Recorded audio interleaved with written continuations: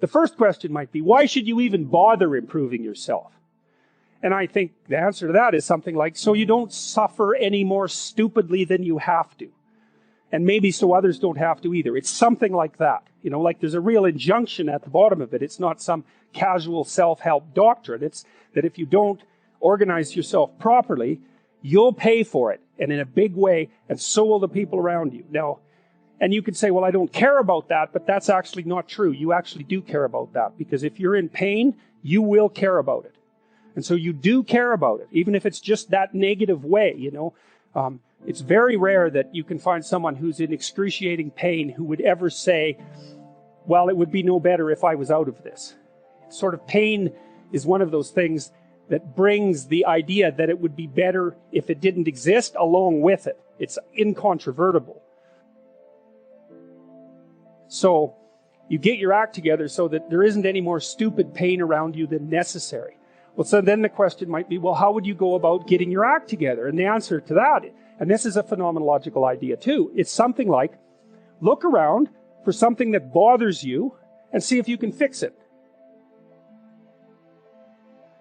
I often tell people too, fix the things you repeat every day, because people tend to think of those as trivial, right? You get up, you brush your teeth, you have your breakfast, you have your routines that you go through every day. Well, those probably constitute 50% of your life. And people think, well, they're mundane, I don't need to pay attention to them. It's like, no, that's exactly wrong.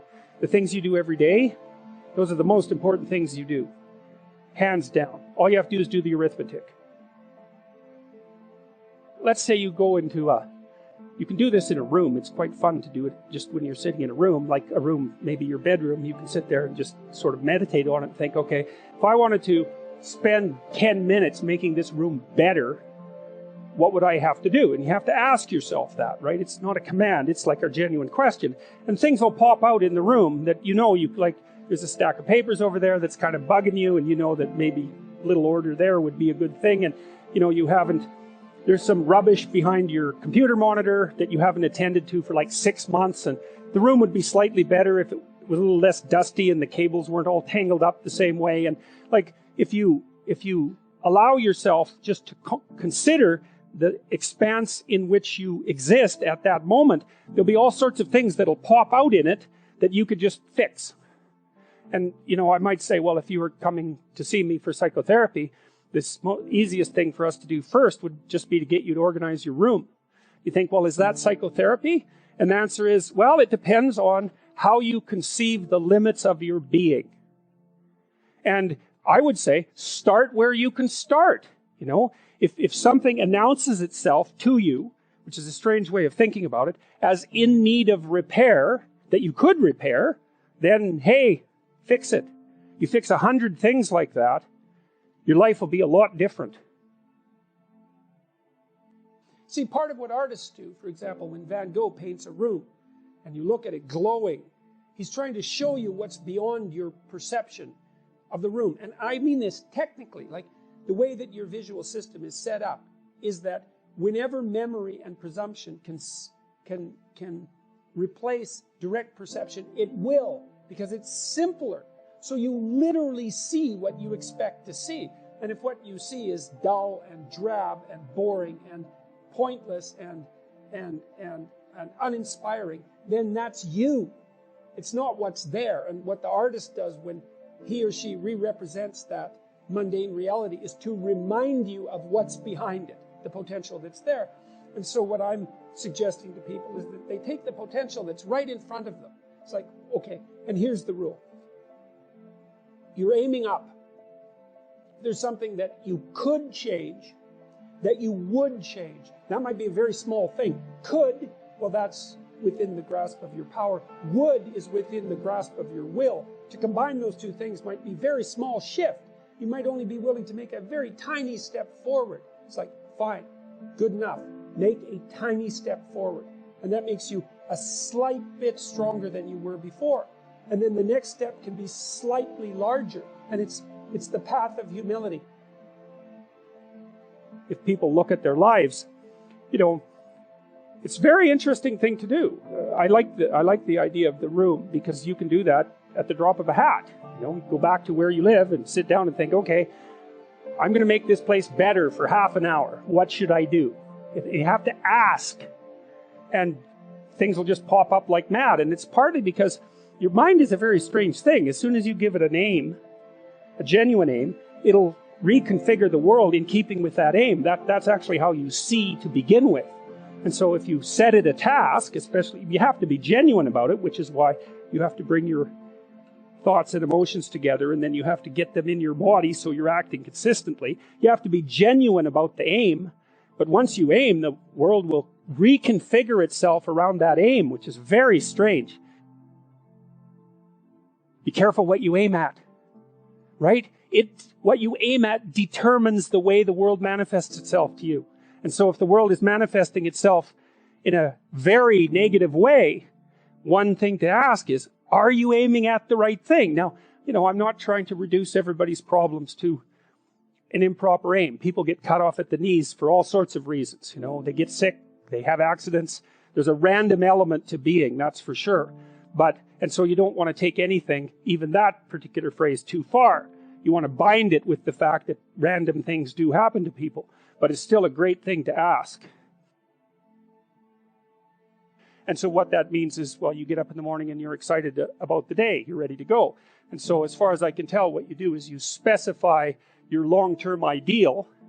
Maybe you also specify a place you want to stay the hell away from so that you're terrified to fail as well as excited about succeeding, because that's also useful. You specify your goal.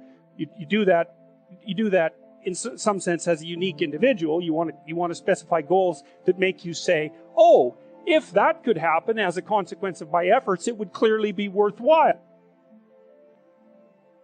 Okay, well, this is what I'm aiming for. How does that instantiate itself day to day, week to week, month to month?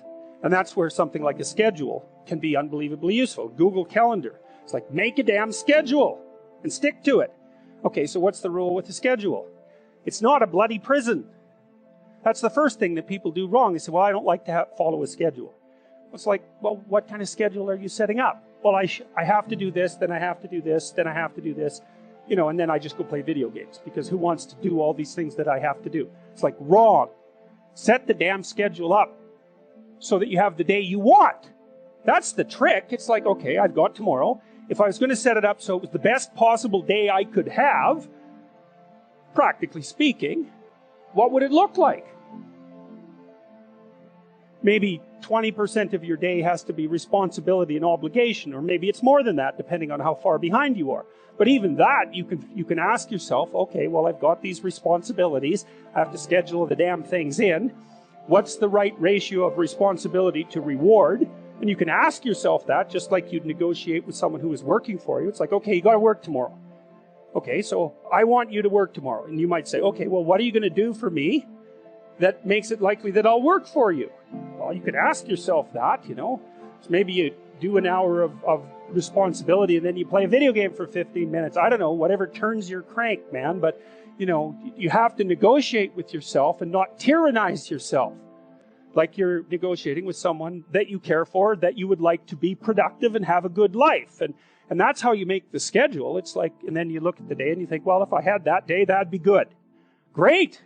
And you're useless and horrible, so you'll probably only hit it with about 70% accuracy, but that beats the hell out of 0, right? And if you hit it even with 50% accuracy, another rule is, well, aim for 51% the next week, or 50.5% for God's sake, or because you're going to hit that position where things start to loop back positively and spiral you upward.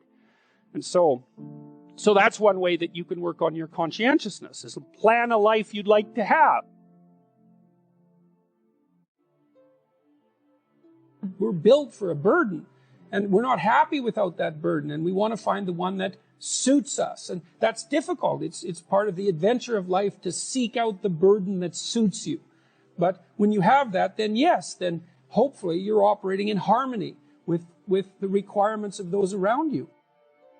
You make yourself a reasonably morally respectable individual. And so now you're not blinded as much by your own proclivity for uselessness and malevolence. And then you can integrate all that. You can integrate all those rules. And that's the beginning of the development of character. And then you can then you can embody the union of the rules. It's something like that. Well, the mission is the improvement of your character, the constant improvement of your character. And I think a lot of that's done in dialogue with your conscience. It's like your conscience is always telling you, Socrates said this thousands of years ago, your conscience is always telling you what you shouldn't be doing. And one of the things Socrates said was what discriminated him from the run-of-the-mill person, and why perhaps we still know of him so many thousands of years later, was that when his conscience told him not to do something, he didn't do it. He stopped saying the things that he shouldn't have been saying, and he stopped doing the things he shouldn't have been doing. And that's a start, you know. That's a discipline, I would say. That's the ability to follow a certain kind of intrinsic discipline. And maybe that's merely the cessation of evil. That's not exactly the same as the pursuit of positive good. Let's say you haven't got there yet, but that's a start. You clear away the obstacles from your vision by ceasing to engage in those activities you know to be wrong. And then the world starts to lay itself out in more pristine form. And then maybe you can start to apprehend what would be positively good instead of merely not wrong.